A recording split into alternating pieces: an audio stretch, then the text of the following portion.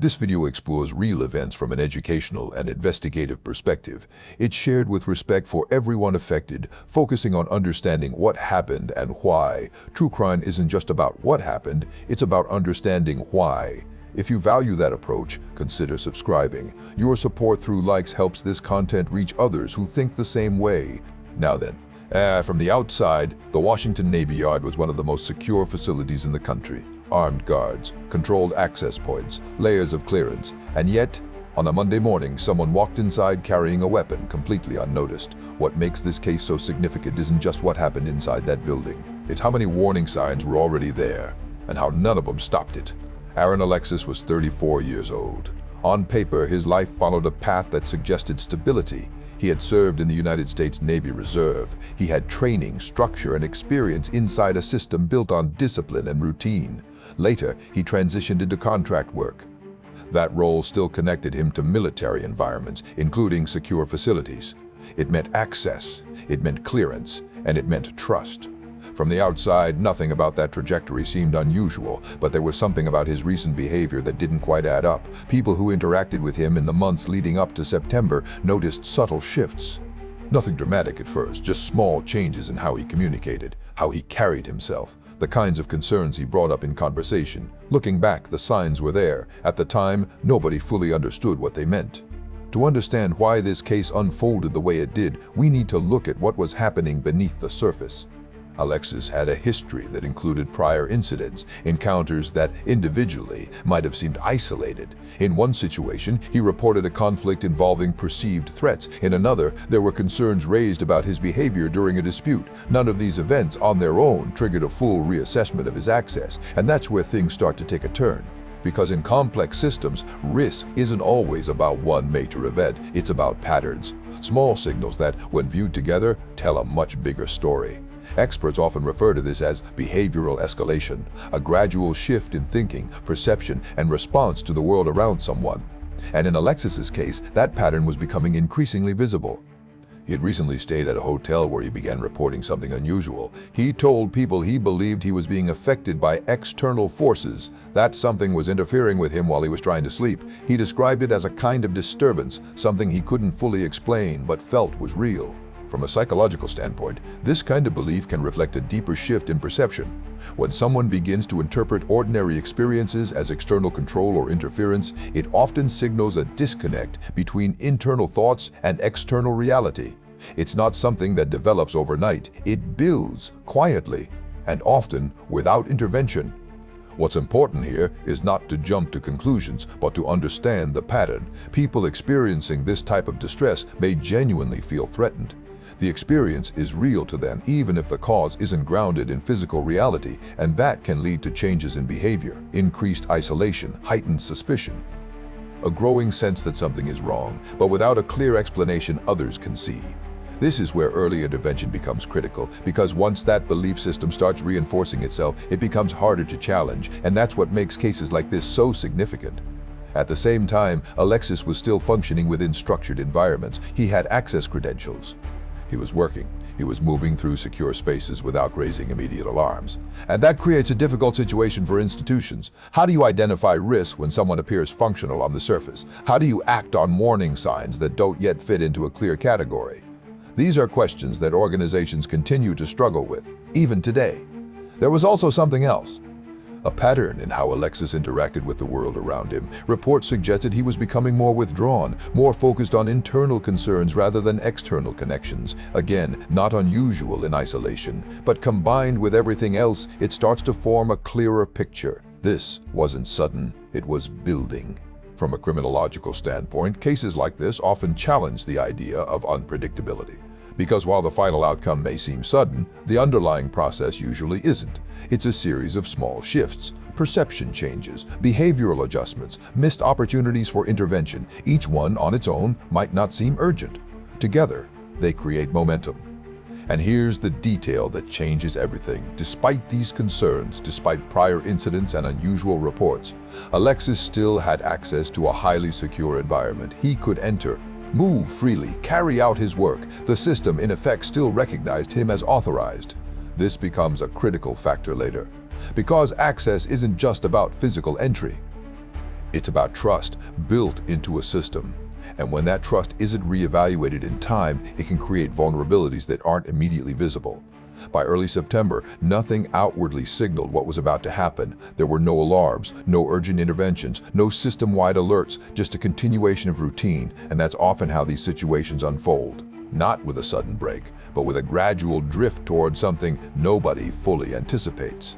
From a psychological perspective, this stage is often the most important because it's where prevention is still possible, where patterns can still be recognized, where intervention could still change the outcome, but only if those signals are understood in context.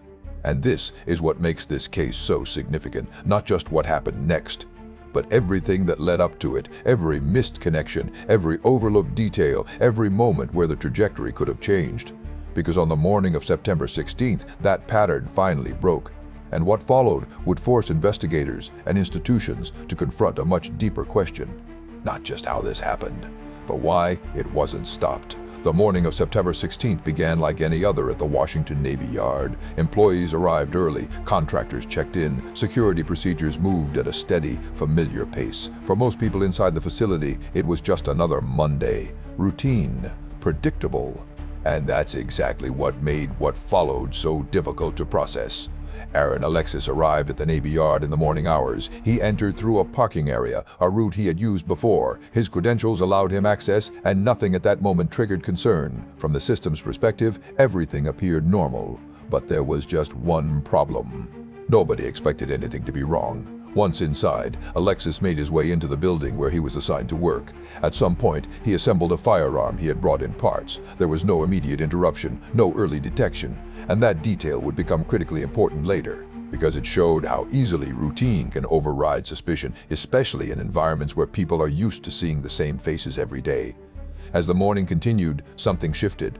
Reports began to come in from inside the building, confusion at first, then urgency. People moving quickly, trying to understand what was happening. From a response standpoint, these early moments are often the most chaotic. Information is incomplete, details conflict, and decisions have to be made in real time. Inside, individuals began reacting based on what they could see and hear around them. Some moved toward exits, others sought secure areas. Communication spread unevenly, sometimes faster through word of mouth than through official channels. This is a common pattern in fast-developing emergencies. People rely on immediate perception before structured information becomes available, and this is where timing becomes critical. The difference between awareness and uncertainty can shape how people respond in those first few minutes. Even small delays in understanding what's happening can create confusion that spreads quickly. What were they hearing? Where was it coming from? Was it isolated or something larger? As reports reached authorities, emergency response protocols were activated. Law enforcement units began arriving on scene, working to assess the situation and secure the area. But there was another complication: the layout of the building. Large, multi-level, and designed for operational use, it wasn't immediately clear where the situation was unfolding. That meant responders had to move carefully, identifying locations, ensuring safety, and coordinating movement through unfamiliar interior spaces. And that takes time. From a tactical standpoint, responding to an active situation inside a large facility presents unique challenges. Visibility is limited, information changes rapidly, and responders must balance speed with caution. This helps explain why early reports often appear inconsistent. It's not confusion, it's the reality of piecing together a situation as it unfolds. Meanwhile, inside the building, the situation continued to evolve. People were still trying to make sense of what was happening. Some found safety, others were guided out by colleagues or responders. Communication systems became increasingly important, but even then, information didn't always reach everyone at the same time. And here's something investigators later emphasized: the timeline in those early stages didn't fully align with initial assumptions. What seemed like a sudden event was actually unfolding over a longer period than first believed. That difference matters, because it shapes how response is evaluated and how future protocols are designed. As law enforcement moved through the building, they worked to locate the source of the situation. Floor by floor, room by room, each movement required coordination, each decision carried risk, and then contact was made. At this stage, the situation shifted again. The focus moved from locating to containing, from uncertainty to direct engagement. And while the details of that moment are often the focus in many retellings, what's more important here is what it represents: the point where response meets reality. The situation came to an end later that morning when Alexis was stalked inside the building. By that point, the facility had been secured and emergency operations transitioned into investigation and support. But even as the immediate situation concluded, the questions were only beginning. Because what investigators found in the aftermath didn't simplify the case, it complicated it. Inside the building, they discovered that Alexis had access to multiple weapons during the incident, not just the one he initially brought with him. That raised immediate concerns. How did he move through the building without being stopped earlier? How did access and awareness break down at multiple points? And perhaps most importantly, how did someone already showing signs of distress remain in a position to enter a secure environment like this? This is where the earlier details start to matter. The routine access, the prior incidents, the reports that didn't fully connect at the time, all of it begins to form a pattern. From an investigative standpoint, cases like this are rarely about a single failure. They're about layers, each one small on its own, but together creating a pathway that shouldn't have existed. And that's what makes this part of the story so important. Because while the events of that morning were immediate and visible, the factors that allowed them were not. They were quiet, gradual, and largely unnoticed until it was too late. By the end of the day, the focus had already begun to shift from response to understanding. Investigators started asking deeper questions, not just about the timeline, but about the system, about access, about warning signs, about whether this could have been prevented. And that's when the case takes a different direction, because the answers weren't going to be found in what happened that morning alone. They were hidden in everything that came before it. By the time investigators began piecing everything together, one thing became clear. This wasn't a situation that appeared out of nowhere. It had been building, quietly, gradually, and in ways that were easy to overlook until everything was seen together. To understand why, we need to go back to the details that didn't seem urgent at the time. The reports from the hotel, the concerns Alexis had shared about being affected by something he couldn't see. He believed external forces were interfering with him, particularly when he was trying to rest. He described it in a very specific way, as if something was controlling or influencing his experience. And this is where things take a turn. Because from a psychological standpoint, this kind of belief is often associated with a condition known as persecutory thinking. It's when a person becomes convinced that they are being targeted, monitored, or controlled, even without clear external evidence. The experience feels real. The fear feels justified. But the source isn't grounded in reality as others perceive it. Experts who later reviewed this case pointed to a pattern, not a sudden break, but a progression. It often begins with stress or isolation, then moves into suspicion, then into fixed beliefs that become harder and harder to challenge. And once those beliefs are fully formed, they can shape how a person interprets everything around them. Every sound, every interaction, every moment. In Alexis's case, those beliefs had started to solidify. Reports indicated he believed he was being affected by extremely low-frequency waves, something he referred to in his own words as a kind of external control. To him, this wasn't theoretical. It was happening. And that's the critical distinction. Because when someone genuinely believes they are under threat, their behavior begins to change in response to that perceived danger. From the outside, it may seem confusing. From the inside, it can feel urgent. This is why early recognition matters so much, because these patterns often come with warning signs, changes in communication, increased focus on specific fears, a shift away from shared reality and toward internal explanations. And when those signs appear together, they form a signal, one that requires attention. But in this case, those signals didn't fully connect, not across systems, not across time. And that brings us to the second major factor, access. Despite prior incidents, despite reported concerns, despite behavior that raised questions in multiple settings, Alexis retained the ability to enter a highly secure facility. That wasn't the result of a single oversight. It was the result of fragmentation. Different agencies held different pieces of information. Local law enforcement had records of prior encounters. Employers had observed behavioral changes. But there was no unified system ensuring those details were evaluated together in real time. From a systems perspective, this is known as an information gap, when relevant data exists but isn't connected. And in high-security environments, those gaps can have serious consequences.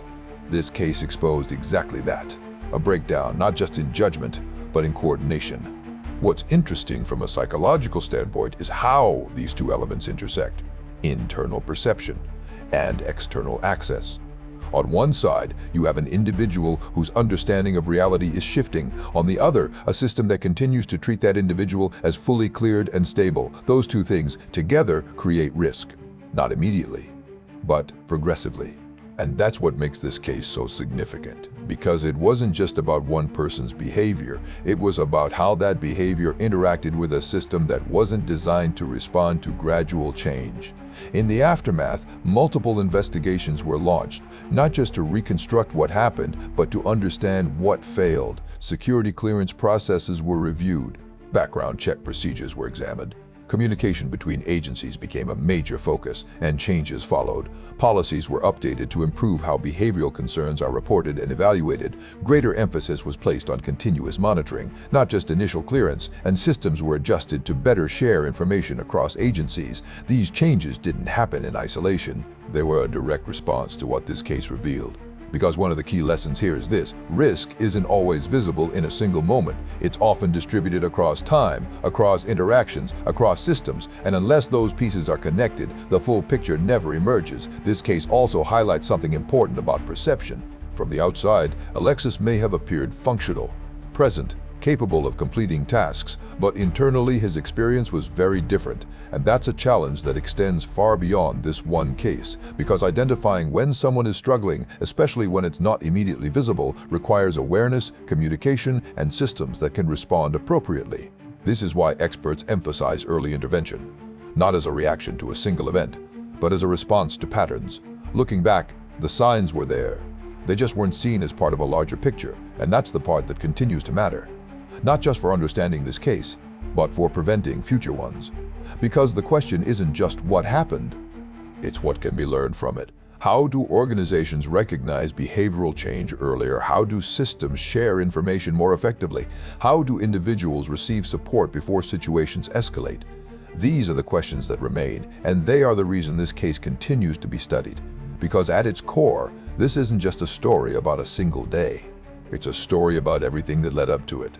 And that's what makes it important. If this case made you think differently about how warning signs develop over time, there's another investigation on screen now that explores a similar pattern, where small details made a much bigger difference than anyone expected. And if you haven't subscribed yet, there's a button right here. I'll see you in the next one.